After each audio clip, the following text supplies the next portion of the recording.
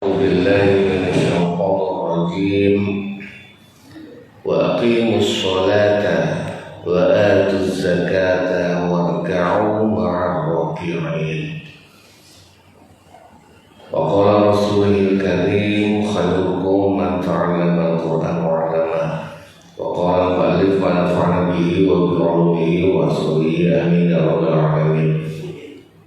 الفاتحة إلى حضرة النبي المصطفى محمد صلى الله عليه وسلم وعلى آله وأصحابه وذريته وفروعه وأصوله وإلى جميع خاله من الأنبياء والمرسلين والأولياء والشهداء والصالحين والصحابة والتابعين والتابع التابعين والعلماء العاملين والمصنفين المخلصين وجميع الملائكة المقربين خصوصا شيخ عبد القادر الجيلاني وغيره ورحمة الصحابة والمفسرين والمحققين والمتصوفين والعارفين بالله رب العالمين خصوصا إلى مؤلف هذا الكتاب شيخ كياي هدي أحمد نصر بن عبد الرحيم شيخ علي الصابوني وعلى آله وأصحابه وذريته وفروعه وأصوله وغفرهم ورحمهم الله تعالى لهم الفاتحة. أعوذ بالله من الشيطان الرجيم. بسم الله الرحمن الرحيم. الحمد لله رب العالمين الرحمن الرحيم مالك يوم الدين إياك نعبد وإياك نستعين اهدنا الصراط المستقيم صراط الذين أنعمت عليهم غير المغضوب عليهم ولا الضالين آمين.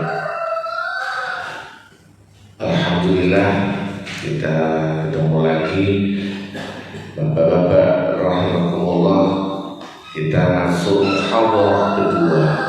Muhadharah pertama sekitar tentang Al-Fatihah, maka Kiai Ahmad Nasrullah memilihkan muhadharah kedua tentang sholat jamaah surat Al-Baqarah ayat 43.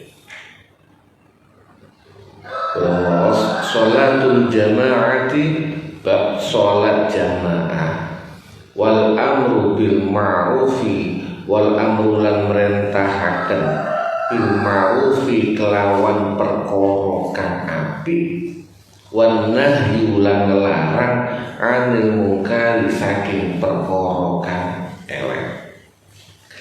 Ini dalam sebuah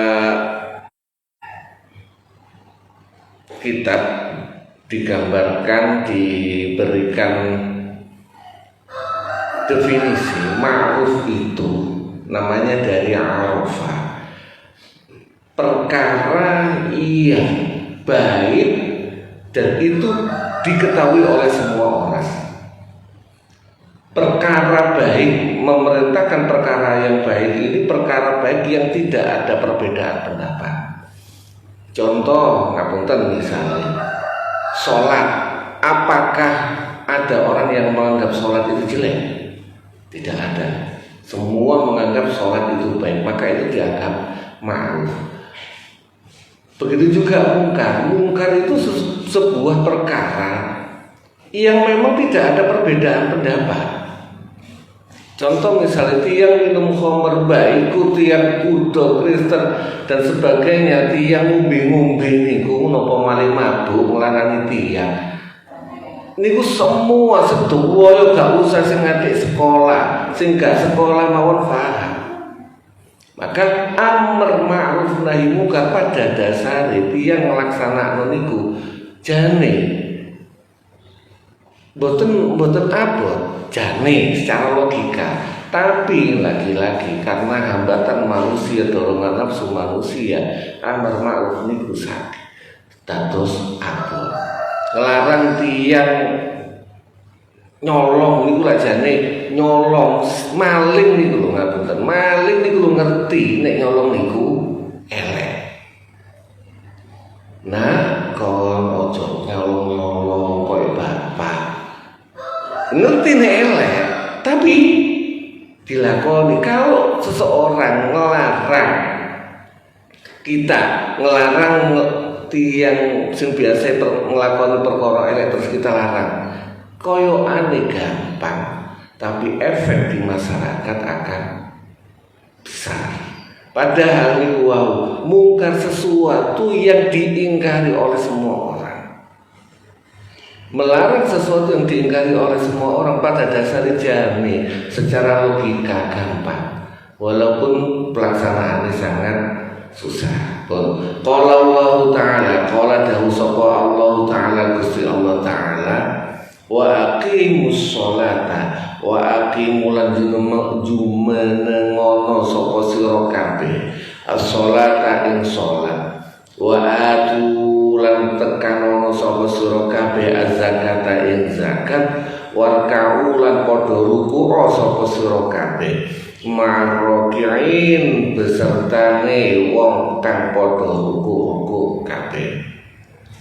Atak murunan nasa, atak muruna ana ta padha rentahaken sapa sira kabeh annasa ing manungsa bil birri kelawan nglakoni perkara apik, watan saunalan nglalekaken sapa sira kabeh anfusakum ing awak sira kabeh, wa antum lan hale utawi sira kabeh iku tatluna padha maca sapa sira kabeh alkitab ing kitab.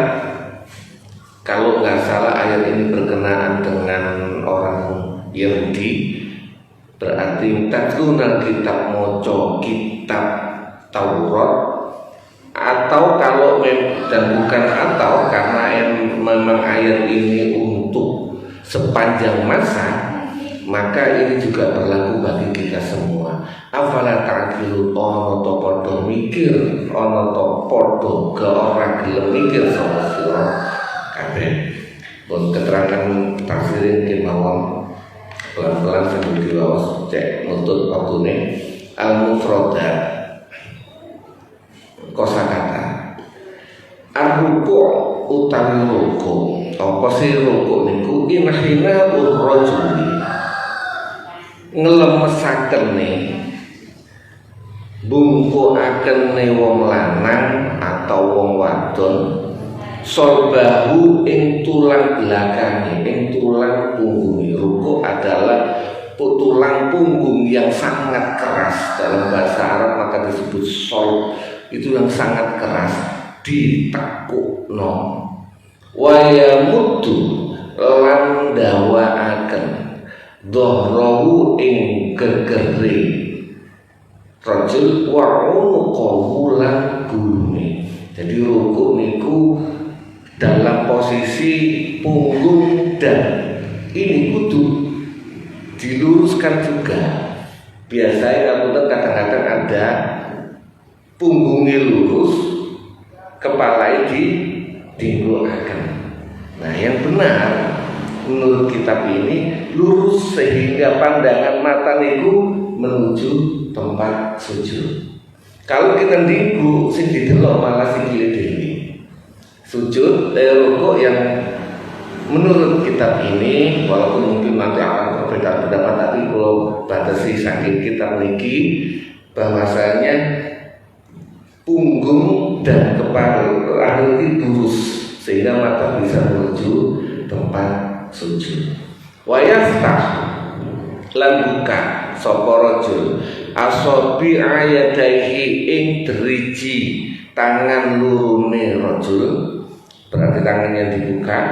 Waya kebildu lan genggam, dibuka begar dan menggenggam ala rubatahi ing atase dengkul lurune rajul. Di dengkul, walaupun mungkin wonten sing ngandhape cek pengin enak, tapi kalau niki lo menggunakan kitab niki di dengkul. Apa itu faedahnya? Jenengan coba suatu saat menggunakan ruku secara maksimal, sampai lurusaken dengkul niki sampai cekel tangan sampai lurusaken niku tulang-tulang sendi-sendi niku ketarik, kenyang leres, jadi ketarik itu. Kalau rukuknya maksimal, rodok dan titik, orang makanya dalam sebuah bahasan orang kalau melaksanakan sholat benar maksimal sehat. Itu secara teori orang yoga dan sebagainya, sholat bener ruku nggih cukup, kadang-kadang ruku nggih sakotri subhanallah kan itu. Tapi kalau ruku cukup sehat, karena ternyata sendi-sendi ketarik semua. Kaki-kaki bahkan kalau sampai maksimal, kaki-kaki yang biasa gawe melampan itu ketarik otot-ototnya, sendi-sendinya. Biasa malah enak. Kau maksimal, non biasa ngoten niku biasa.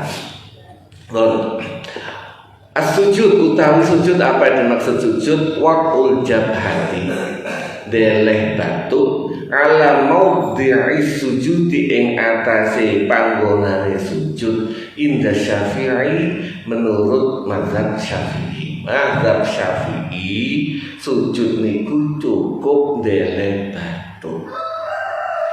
Wa waqul jabhati lan deleh batu wal anfi lan irung inda maliki menurut mazhab Malik wa Ahmad lan mazhab Ahmad.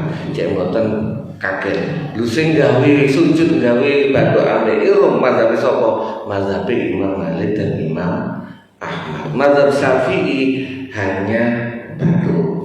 Walaupun macam-macam, kok saya pribadi mengantisipasi perbedaan pendapat pakai batu dan irung. Jenengan menggunakan batu kok nggih monggo. Ini kan enak wonten tiba ono dasare. Gak ngawur. Irsyadul ayat, petunjuk ayat. Dalam nuduhaken apa al ayatu ayat. Ala sholati ing atase sholat jamaah dan lawan berjamaah. Ayat niki menunjukkan pentingnya sholat berjamaah dari warga ma'rokiin ruku'o bareng-bareng wong kang padha ruku' kabeh, berarti sholat jamaah. Wahia utawi sholat jamaah iku minas sunan saking pira-pira sunnah al-muakkadati kang den kukuhaken indal jumhuri menurut sebagian besar ulama. Secara kesepakatan ulama sebagian besar berpendapat sholat jamaah itu hukumnya sunnah muakkadah. Ini seluruh mazhab Syafi'i dan sebagainya. Napa padumane liqaulihi sallallahu alaihi wasallam berdasarkan pendapat kanjeng Nabi Muhammad sallallahu alaihi wasallam, sholatul jamaati utawi sholat jamaah iku afdhalu luwe utama min sholatil fardhi saking sholat ijen bisa ba'in kelawan pitu wa isrina lan 20 apane darajatan derajate. Niki mungkin kata yang membandingkan bahwasannya beda di sholat jamaah sama sholat biasa itu 27 kali, mboten kali nih Pak. Derajat itu tidak kali. Jadi seakan-akan wong sing anu sholat zuhur ijen sama dengan sholat zuhur jamaah. Itu logika kita. Awal-awal saya juga berpendapat memaknai berarti kalah ping 17 padahal bukan. Derajat antara Barada dengan brigadir misalnya itu berapa derajat? Berapa pangkat? 5. Antara Barada dengan Irjen itu berapa pangkat? Berapa tingkatan? Ketoke 27 itu bisa antara Barada dengan Kombes. Tingkatane sholat ijen sama tingkatane sholat jamaah niku podo digambaraken gajine Barada ambek gajine Kombes gede pundi. Bukan berapa kali, bisa jadi ribuan kali. Derajat. Ini bahasanya derajat, bukan kali, bukan dhi'af. Kalau dhi'af itu kali, tapi ini derajat. ini betapa jauh. Makanya dalam sebuah cerita, saya lupa apakah itu sahabat atau tidak, sepertinya bukan zaman sahabat, ada yang ketinggalan sholat jamaah sekali, mencoba ditemui ikut melaksanakan sholat 27 kali, cek gak ketinggalan ambil konco-koncone. Ternyata beliau habis itu mimpi ketiduran, mimpi nyusul konco-konco ninggahi jarak, dipaksa kaya pegang itu. Sangat dasar. Derajat ini bukan kali. Jadi sangat betapa besarnya faedahnya sholat jamaah. Rawahu Muslim diriwayatkan. Jadi kalau rawahu Muslim ini hanya sekedar mungkin panjenengan biar kenapa sih rawahu Muslim, apakah yang meriwayat rawahu, kalau dalam kitab menggunakan rawahu dalam kitab orang Arab biasanya bukan rawahu tetapi akhraja. Artinya ketika kita di kitab kita menggunakan rawahu Muslim, kalau kita ingin tahu hadis ini ada di mana, maka kita buka kitab Sahih Muslim. Kalau rawahu Bukhari, maka iki hadis iki sapa sing riwayatno? Kok sing riwayatno Bukhari, padahal kalau rawahu biasanya an Abi Hurairah itu rawahu yang meriwayatkan. Maka kalau kita ingin tahu rawahu Bukhari, para guru-guru kita ini cek gampang. Pengin roh bukaan kitab Sahih Bukhari. Itu mempermudah. Kalau zaman sekarang detail biasanya akhrajahu Muslim fi sahihihi, dikeluarkan oleh Imam Muslim dalam kitab sahihnya halaman sekian bab kesekian, sampai sedetil itu zaman sekarang. Waqat aujabalan teman-teman usmajibakan in jamaah sapa ba'dul ulama'i, sebagian para ulama wajib fardhon kelawan fardu alal kifayah, mengatasi fardu kifayah, mengatasi kecukupan.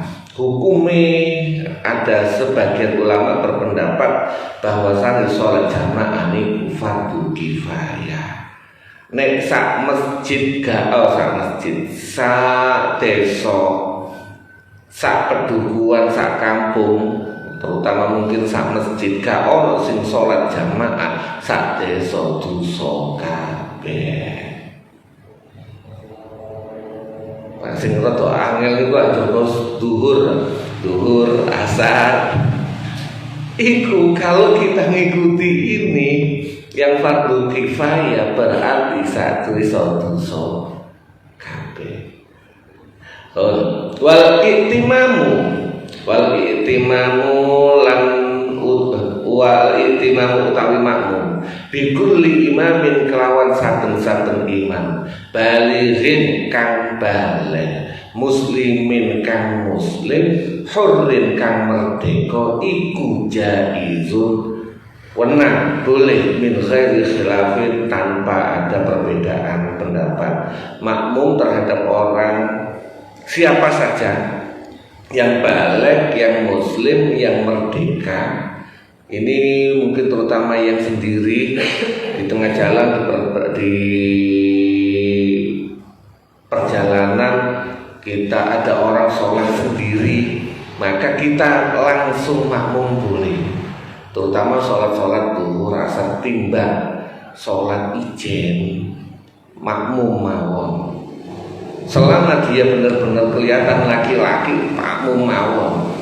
Karena tanpa suara itu aman.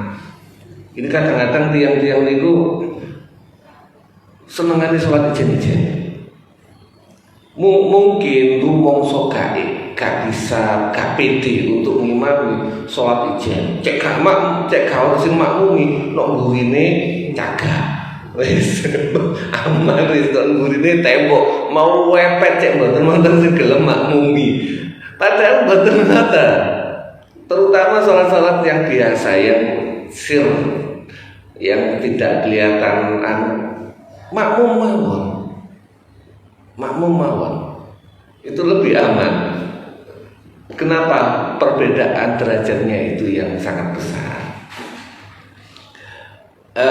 Biayakuna apa? Biayakuna kelawan yen to ana sapa muslim, sapa imam iku ahlan ahli pantes lahu maring imam. Tapi itu orang yang balik muslim merdeka itu benar-benar kelihatan ahli. Tapi kalau kita sama-sama tidak ahli dan memang itu yang bacaan sir, hampir semua insya Allah aman lah, kecuali kalau bacaan yang jahar maghrib, isya, subuh itu dalam mazhab Syafi'i misalnya kalau yang makmumnya itu ngerti bahasa Arab, makmum yang nggak ngerti dan tahu bacaannya salah, imam isim makmumnya yang batal. Ini yang agak dijaga. Qala dawuh sapa Rasulullah sallallahu alaihi wasallam, kanjeng Nabi Muhammad sallallahu alaihi wasallam. Ini urutan siapa yang paling berhak, paling pantas untuk ngimami. Ya ummul qauma ngimami ing kaum sapa aqra'uhum wong kang paling ini samanan paling pinter mocone li kitabillahi maring kitab Allah. Ada beberapa syarah yang memaknai aqra'uhum itu yang pertama sing paling bagus bacaannya, tajwidnya dan hukumnya. Ini pendapat pertama, walaupun gak hafal. Cak Hasan misalnya bacaannya enak, tajwidnya top, hafalnya mek surat-surat pendek, sedangkan di belakang ada yang lain hafalannya pakai, cuma kurang jelas. Maka kalau menurut pendapat syarah yang pertama, yang diutamakan adalah Cak Hasan yang suaranya, tajwidnya, tartilnya bagus. Tapi ada lagi yang memaknai aqra'uhum. Ini diambil ke para sahabat semua. Kenapa? Dengan asumsi para sahabat dulu yang menjadi imam adalah yang suaranya bagus, yang tajwidnya, yang makhrajnya jelas. Tapi ada lagi yang berpendapat aqra'uhum itu ada yang paling banyak hafalannya. Dulu lagi-lagi jadi patokan itu para sahabat dan para tabi'in. Dulu yang jadi imam itu hampir semuanya hafiz, semuanya hafal Quran. Qori zaman dulu itu disebut orang yang hafal Quran. Sekarang kan boten. Qori itu sebenarnya suaranya enak. Boten. Zaman dulu itu kalau disebut qari'ul kitab, aqra'uhum adalah orang yang paling banyak hafalannya.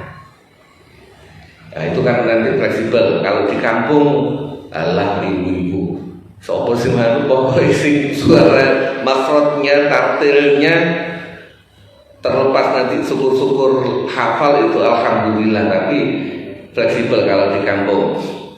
Fa in kan mongko lamun ana sapa kaum fil qiraati ing dalam bacaan iku sawaan padha.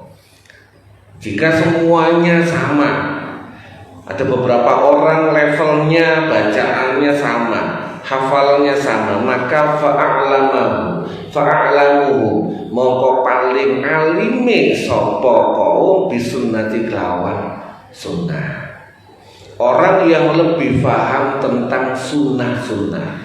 Aqra'uhu oke, bacaannya bagus, tapi kadang-kadang sunnah dalam iki sholat iki melaksanakan ini sunnah, paham atau tidak. Nah, yang paling lebih paham tentang sunnah itu yang didahulukan.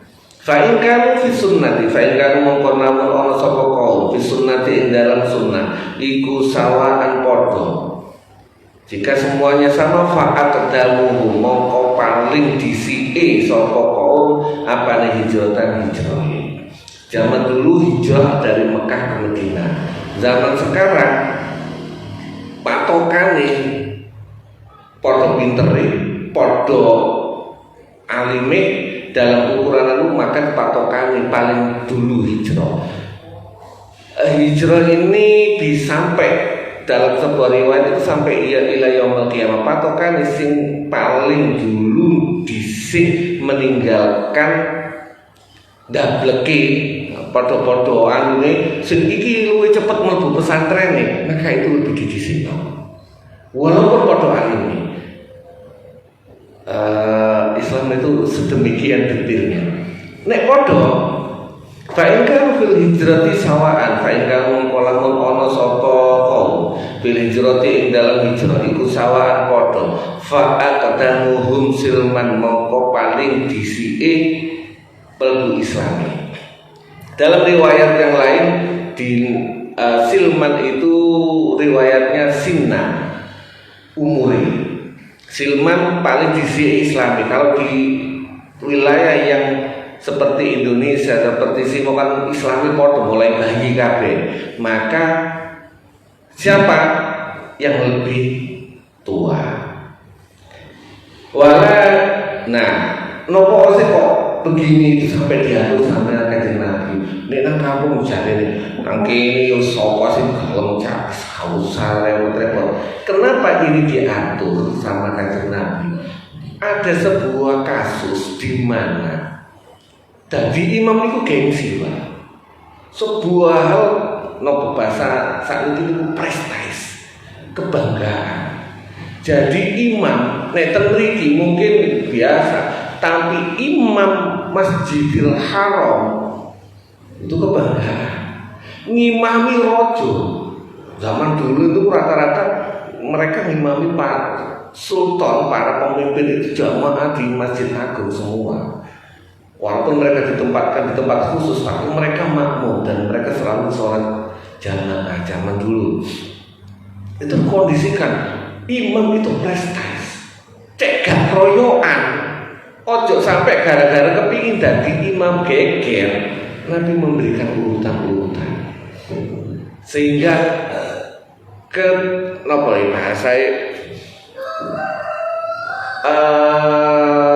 kemungkinan untuk timbulnya perselisihan itu sangat kecil. Kalau sudah ini terpenuhi semua, ya secara logika mungkin pasti tawadu, sehingga gak mungkin bakalan loyolan. Tapi kalau enggak, misalnya jadi batasan paling enak suaranya, loyolan pasti ya. Korik itu, siapa sih jadi imam? Royo apa? Sinta kono korik 10 suaranya. Diterusakan walaya ummanna lan ojo ngimami temenan sapa arrojulu wong lanang arrojula ing wong lanang liyane fi sultanihi ing dalem kekuasaane rojul pertama, rojul kedua. Orang niki kondisi tertentu, ojo sampai ono wong kula misale masih yo ustaz ngimami ten mriki. Ini hadis Kanjeng Nabi. Rojulu ngimami fi sultanihi ing dalam kekuasaane rojul pertama. Rasul kedua, siapa kekuasaan di sini misalnya takmir Ustaz Zainul. Ojo sampai kula ngimami nok mriki walaupun nanti illa biizni, kecuali berdasarkan izinnya ketua takmir. Ojo sampai mentang-mentang alim. Oh, tiang dugi misalnya mriko dados ustaz, mriki mampir. Gak diizini kali Ustaz Zainul ngimami. Walaya ummanna ojo sampai temen wong jowo ngimami, bahasa kasarane ngoten. Wong jowo ngimami di sebuah wilayah tanpa izin takmir. Sultan ini pula kekuasaan ini sing dalam masjid itu takmir atau DKM. apapun namanya, ojo sampai ono wong jowo ngimami di sebuah wilayah tanpa izin tamir. Niku hadise wonten. Wala yaqudu lan ora ojo lungguh fi baitihi ing dalam omahe rajul kedua ala takrimatihi ing atase panggonan kehormatane rajul illa bi iznihi kecuali kelawan izine rajul. Niki ada sebuah rumah biasa nek tempat mriki insyaallah sing wonten-wonten, tapi kadang-kadang wonten daleme Pak Yai, daleme Habib niku. Pak Yai niku umume pinarake ten mriku. Habib misal pinarake ten mriku.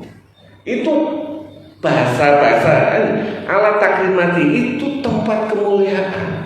Ojo sampai kita sebagai tamu ujug-ujug pengen ngene kiai dilunggui. Niki mboten angsal. Diatur kados ngoten iki. Termasuk mungkin dalam beberapa tempat, karena itu hubungannya dengan prestasi, kebanggaan.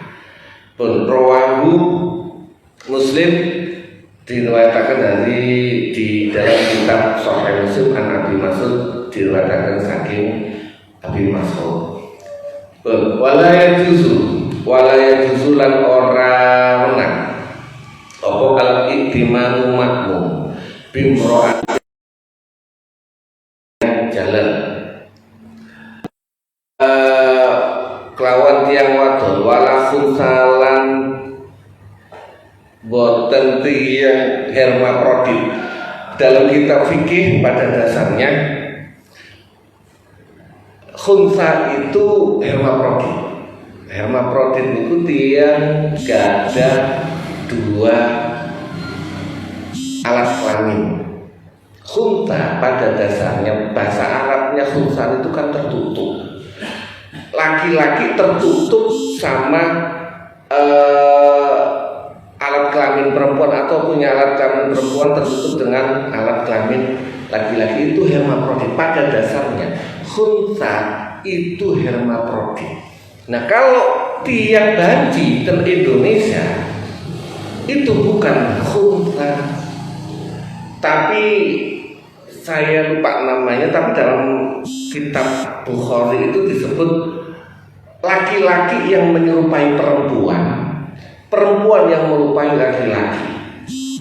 Itu la'anallah dihukum dalam kitab itu. Saya ingat Jawahirul Bukhari, pas ngaji Jawahirul Bukhari, Allah melaknati tiang sing lanang menyerupai perempuan, itu bencong. Wah, dan tiang perempuan menyerupai laki-laki disebut buci. Tomboy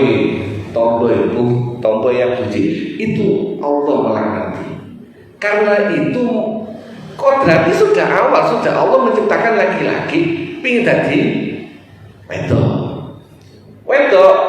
Allah menciptakan sebagai perempuan tapi pingin jadi laki-laki. Ini Allah melaknati.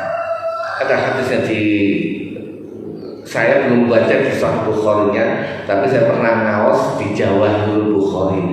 Ada, itu Allah melaknati. Beda. Kalau khunsa apa? Khunsa memang dari lahir sudah mempunyai kelainan genetika. Secara khunsa itu baru di dalam kitab fikih mempunyai derajat antara laki-laki dan perempuan. Secara genetika sudah ada, bukan salah, memang Allah menciptakan kelangkaan seperti itu. Tapi dalam kitab ini ditambahi wahukan musyakalin itu bahkan hermafrodit, bahkan ada khunsa yang dan bentuk itu asalnya yaitu tadi, karena ini kitab ini sudah modern, diperuntukkan yang khunsa pada dasarnya laki-laki tapi dibikin seperti khunsa. Entah itu dioperasi, entah itu macan. Itu khunsa musyakkal, dan itu pun kita tidak boleh bagi laki-laki beneran makmum sama, walaupun bacaannya bagus, karena saya beberapa kali ketemu sama baji itu rajin sholat. Kalau ngomong sholat Pak, wajib. Kalau ngomong sedekah, sedekah, saya kenal orang wajib. Sangat, sedekah nyanyok, sholat rajin. Tapi ini kondisi seperti itu. Apa mlebu swarga apa mlebu iku urusan Gusti Allah. Tapi ini kita bahas masalah syariatnya. Wala majnunin lan ora wong kang gendeng, wala ummiyin lan ora kelawan wong kang buta huruf. Ini mohon maaf, ummi itu bahasa asalnya ibu. Kenapa disebut ummi? Orang yang hanya bisa menggunakan bahasa ibu. Ini terutama untuk orang Arab. Orang Arab itu mulai bayi Pak, pinter bahasa Arab. Mulai bayi, mulai sakit ngomong. Itu bahasanya ngomongnya bahasa Arab, betul bahasa Jawa. Tapi lah itu artinya mereka itu bisa bahasa Arab, tapi tidak bisa bahasa Arab terpelajar, bahasa Al-Quran. Maka mereka orang yang bisa bahasa Arab bukan bahasa belajar, tidak boleh ngimami, kecuali kalau memang nggak ada yang lain. Tapi karena orang bahasa ummi yang menggunakan bahasa ummi selain orang selain orang Quraisy yang pada asalnya bahasanya Fusha, itu lahjanya sudah beda. Orang Saudi, Yaman, qafnya jadi ga. Orang Syria, Mesir, Lebanon, Palestina, Yordan, qafnya jadi a. Nah, itu mereka tidak boleh untuk ngimami. Harus yang bahasa Arabnya melalui proses belajar. Wala yakunu lan ora ono sapa wahidun salah suci minhum saking iku kabeh iku imaman dadi imam bihalin kelawan keadaan minal ahwali saking pira-pira keadaan indah aksarul ulama mungguhi sebagian para ulama. Ini terutama untuk menjadi imam di masjid. Maksudnya ojo sampai imam di masjid tidak boleh makmum ngimami wadon, panci dan sebagainya. Ini untuk ngimami di masjid. Tapi kalau pribadi wedok makmum wedok boleh. Wala baksa lan ora ono masalah, ora ono keelekan bi imamatil a'ma kelawan imamine wong kang buta, wal a'rajilan wong kang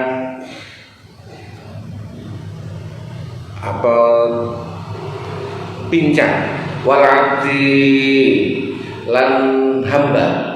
Iza kana la tetkalane ono sapa kulo wahidin saben-saben suci minhum saking a'ma a'rad dan abad iku aliman ngerti bis sholat kelawan sholat. Li'anna nabiyya wa musturi kanjeng Nabi Muhammad sallallahu alaihi wasallam iku istakhlafa amrih gantiaken Abdullah bin Ummi Abdullah yang Abdullah bin Ummi Maktum yang ummun nasa istakhlafa ya ummun nasa ngimami ing menungso. Jadi pernah dan bukan pernah, beberapa kali Nabi ketika tindakan entah itu perang maupun ekspedisi di Madinah itu biasanya kalau perang pasti sahabat utama Abu Bakar, Umar dan sebagainya ikut, termasuk Sayyidina Ali ikut. di Madinah kosong. Ketika di Madinah kosong, yang tinggal hanya orang tua, anak-anak, ibu-ibu, dan orang-orang yang tidak mampu ikut berperang, maka masjid bukan berarti dibiarkan kosong, tetap diadakan jamaah. Yang imami siapa? Yang imami adalah Abdullah bin Ummi Maktum. Abdullah bin Ummi Maktum itu sahabat Nabi yang buta, diungkap dalam Abasa wa Tawalla. Nanti suatu saat kita bahas. Beliau masih saudaranya Siti Khadijah, termasuk orang yang awal as-sabiqunal awal. Sudah jam 8. Terus nanti lanjut. Ayo, saya itu ngikut Disney kalau Kanjeng Nabi untuk manut tampil ini. Tambah titik. Fakola wastalafu lan berbeda pendapat sopo ulama fi imamati waladi zina ing dalem ngimamine anak zina, anak yang tidak ada nasabnya. Itu kalau di Indonesia mungkin gak terlalu, tapi kalau di Arab itu sangat kelihatan. Di Arab itu sesuatu aib kecil itu jadi bahasa nasional. Kenapa malah zina? No kampung dulu saya sama punya mungkin pendapat. So posisi ngerti anak izino ambek kan nggak ada yang tahu di Indonesia. Di Arab itu kejadian misalnya ini, dan itu abadi. Jangankan begitu. Contoh saya gambarkan simpel. Tiang pas undangan wonten sing ngentut itu dieling seumur hidup. Kapan awak mulai aku lali nek gak salah 3 tahun marine waktu ngentut itu diingat, apalagi masalah anak zina, maka seumur-umur akan ketahuan bahwasanya dia anak zina, walaupun alim, walaupun dia mari ngono anak zina terus mondok, terus alim. Nah baru dibahas dalam kitab fikih. Iku berhak dadi imam apa? Ora. Faqala Syafi'i, faqala Malik. Maka dawuh sapa Imam Malik radhiyallahu anhu, makruh ayakuna ing ento ana sapa waladuz zina iku imaman kalau mboten salah Ustaz, mboten ghomaman, iku imam ratiban, imam rawatib. Tidak boleh menjadi imam rawatib, imam 5 waktu.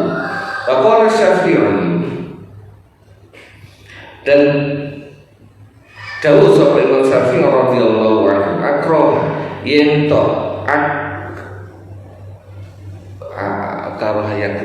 akrihu gak seneng sapa ingsun, genting sapa ingsun ayun soba yen to den dadekaken imaman ing imam rotiban, imam rawatib sapa man wong la yu'rafu kang ora den ketahui dan kenal sapa abu bapake. Tidak.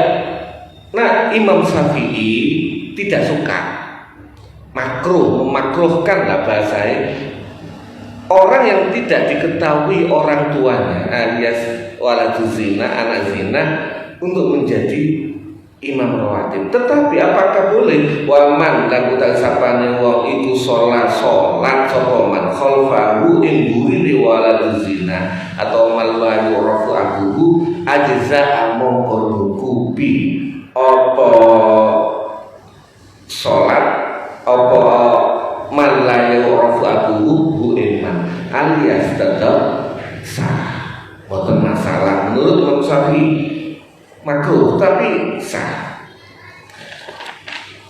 Faqala Ibnu Muzir, waqala sapa Ibnu Muzir radhiyallahu anhu, ya ummu oleh ngimami sapa waladuz zina lidukhulihi krana masuke waladuz zina bil jumlah ing dalam jumlah kata-kata qaul Nabi sallallahu alaihi wasallam dawuh kanjeng Nabi ya ummul qauma aqra'u berhak ngimami ing qaum sapa aqra'u sing paling ngerti bacaan. Nek sing penting dia itu alim walaupun anak zina berhak untuk jadi imam.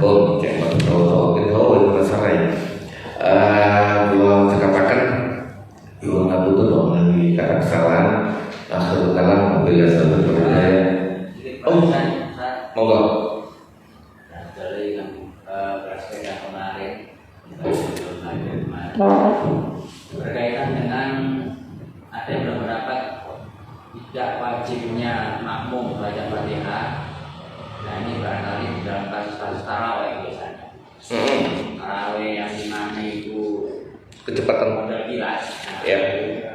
Mungkin bacaan suratnya bukan Al-Ikhlas tapi Al-Lam Mim tok, Yasin tok, itu kan sangat pendek. Dalam harinya kalau posisi Malam Syafi'i tetap kan wajib. Nah, terus seperti bagaimana? Apakah makmum itu cukup baca mungkin hanya Bismillah, Alhamdulillah atau nggak baca sama sekali otomatis intikal ke Mazhab yang lain. Bisa seperti itu, tetapi kalau lebih amannya kalau menurut saya untuk menghindari perbedaan mazhab dengan berbeda dengan mazhab Syafi'i, tetap kita baca Fatihah, tetapi mengikuti Fatihahnya imam. Ketika imam baca Fatihah, kita baca Fatihah. Bismillahirrahmanirrahim. Jadi kayak kita ngikuti. Nggak boleh dului Fatihah imam, tetapi tetap juga nggak boleh dului Fatihah imam. Tapi kalau imam itu Bismillahirrahmanirrahim kita baca. Kita baca Fatihah bareng posisinya sama Fatihahnya imam, tapi nggak boleh dulu. Dan memang ada, nggak usah. Misalnya kalau nggak salah di Syria pernah dua ayat. Bismillahirrahmanirrahim Yasin wal Qur'anil Hakim Allahu Akbar. Ya ada, pernah, tapi cuma di Syria dua ayat cuma bacaannya jelas. Di sini Alif Lam Mim langsung bubla Alif Lam Mim Allahu Akbar. Ya benar, nggak cukup. Bisa ngambil pendapat pokok kita baca Fatihah mengikuti imam baca Fatihah Bismillahirrahmanirrahim, kita baca Fatihah untuk meminimalisir berbeda dengan pendapatnya Imam Syafi'i. Tapi kalau memang tidak, saking seperti imam yang duduk itu, ya intikal. Kita bukan, menurut saya bukan masalah intikal. Ada orang berpendapat itu talfik, bukan talfik. Kalau talfik atau intikal itu pindah yang kita tidak tahu dasarnya. Menurut Imam Mazhab Hanafi boleh tak? Ya wis aku tak melok. Dasarnya apa? Gak ngerti. Tapi karena panjenengan kan sudah tahu kemarin ngaji. Mazhab Hanafi itu berpendapat tidak wajib Fatihah karena berdasarkan faqra'u ma tayassara minal Qur'an. Berarti sampean sudah mengikuti mazhab Hanafi. Kalau memang mau mengikuti makmum mazhab Hanafi untuk kasus tertentu, namanya betul masalah selama panjenengan tahu dasari. Bukan cuma ya mazhab Hanafi dalam kitab ini begini, dasarnya apa itu beda. Tapi panjenengan tahu dalam kasus khusus boleh. Saya pribadi hanya sekedar cerita, saya mazhab Syafi'i, sekolah di mazhab Hanafi ketika di Syria. Untuk masalah membatalkan wudu, saya jaga untuk tetap ngotot mazhab Syafi'i gak oleh bersentuhan dengan perempuan, tak coba temenan. Tapi ketika dalam kasus khusus ibu untuk menghindari sentuhan, ya kita ikuti mazhab Hanafi, bukan talfik golek enak dhewe mboten. Karena kita punya tak tahu dasar mazhab Hanafi seperti ini, monggo. sama seperti ini. Dasarnya mazhab Hanafi pokoknya faizah quri al-Qur'an, jika dibaca Quran maka dengarkan nafasane rungokno tok. Yo wis pun sampean mboten, kita sudah punya dasar sebenarnya boleh. Intikal boleh, yang nggak boleh itu taufik, pindah sakarpe dhewe. Sing enak iki apa? Oh iki yang wis nama Hanafi oleh. Nikah gak usah wali, masa iki lho oleh. Itu beda lagi itu.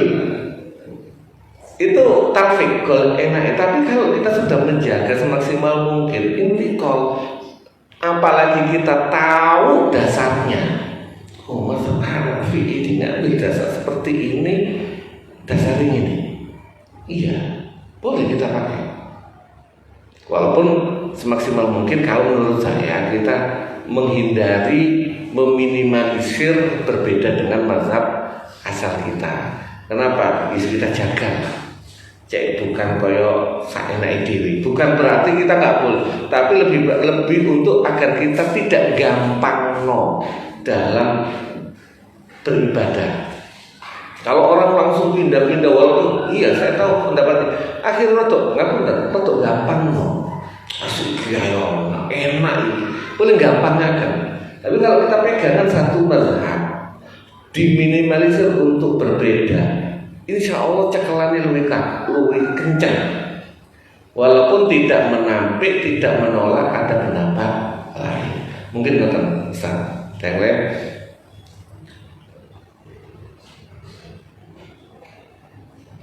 iya,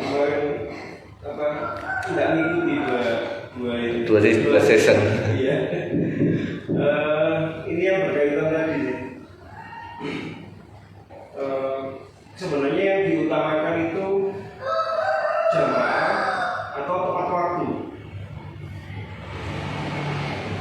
Nah, ini ada mohon maaf salah pemahaman.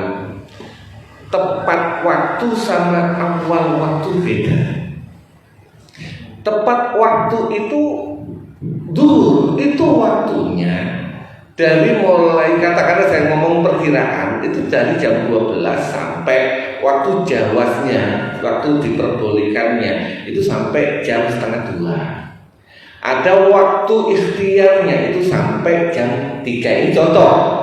Maka tepat waktu jam 1 itu tepat waktu. Tidak di awal waktu, ala waktiha. Jadi kalau sholat jamaah misalnya di awal waktu gak jamaah, waktu itu Allahu Akbar di sana azan, kita masih ada taklim misalnya, diundur sedikit atau masih tahlilan, diundur sedikit, tapi habis itu sholat jamaah Allah. Apakah itu bukan di waktunya? Itu di waktunya. Tetap masa pada waktunya, ala waktiha. Waktunya apa? Yaitu tadi. Waktunya Isya ya sepanjang itu sampai jam waktu kalau dalam mazhab fikih Syafi'i waktu jawaznya sampai jam 1 misalnya. Ada waktu ikhtiar sampai menjelang subuh.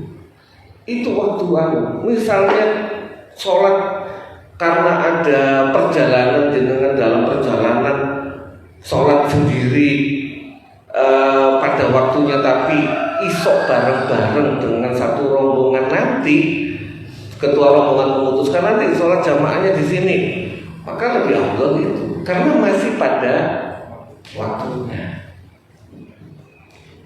Enggak? Bon, kalau tutup mungkin seperti biasa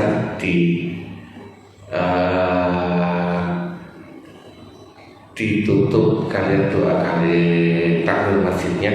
Sakikullah subhanahu wa ta'ala wa billahi taufiq wal hidayah wa wassalamualaikum warahmatullahi wabarakatuh.